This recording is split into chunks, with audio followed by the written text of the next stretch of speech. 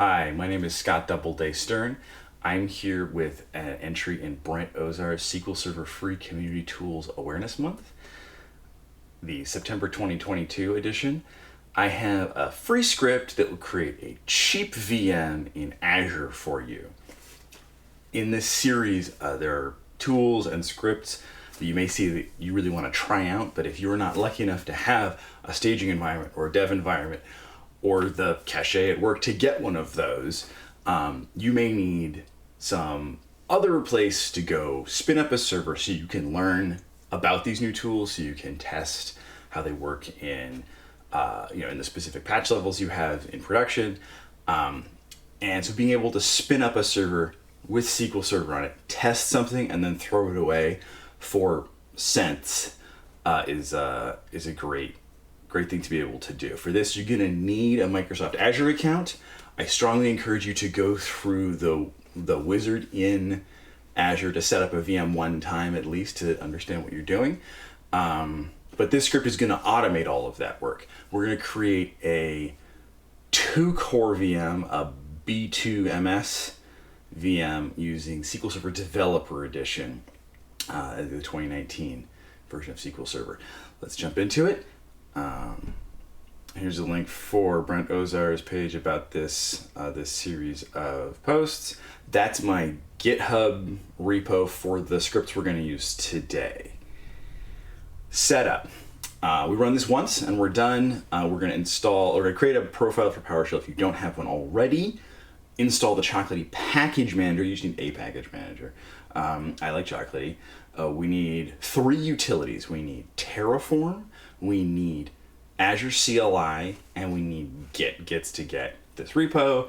The Azure CLI is to authenticate to your account in Azure. And Terraform is to actually deploy the VM.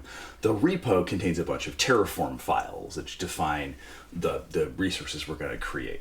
So you run this one time, and you're good to go. This is going to create a VM in your Azure subscription with a public IP. Do not leave this lying around. We're going to use it and then throw it away. No guarantees about security, no guarantees about licensing, etc., etc., etc. Use at your own risk.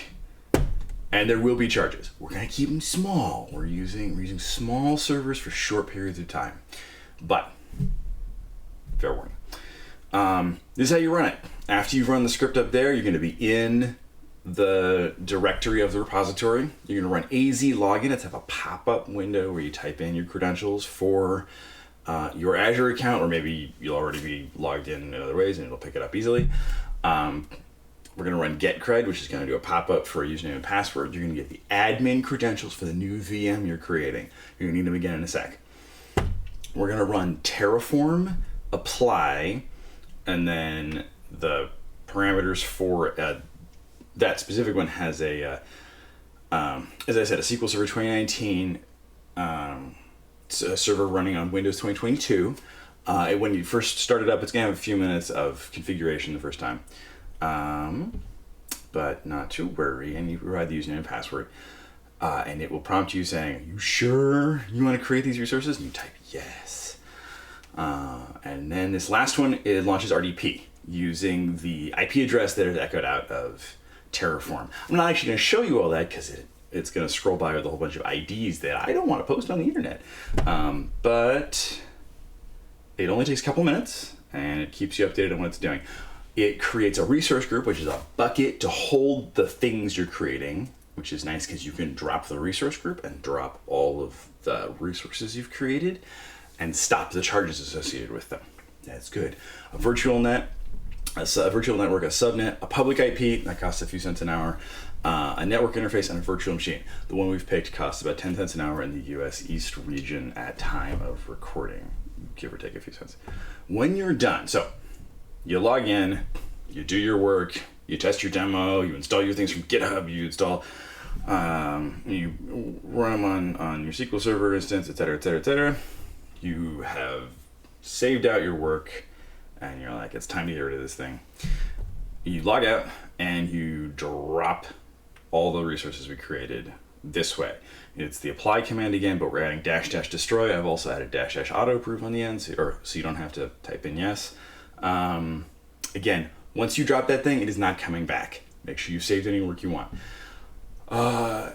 Over in portal.azure.com, while your VM still exists, you can look at it on the resources, like resource groups page. You need to hit F5. This is not a social media thing where you're like, okay, I've made a post, I can see it immediately. You're creating servers, which is good. Cheap servers for brief periods of time, good thing. But that's slow compared to other things you do on the internet. So yes, F5, or you'll look at it and be like, there's nothing here. Or you'll look and think you've dropped it and be like, why is it still here? It's not there. Refresh. Charges are going to take a day to 2 days to show up on the cost management page. Do go back and check them. I do pay them in a timely manner, all that good stuff. Thank you so much. I hope this is helpful to you. I hope you get a chance to use these VMs for your own learning, to demo and proof of concept to your work, and show folks the wonderful new skills you have. Have a wonderful day.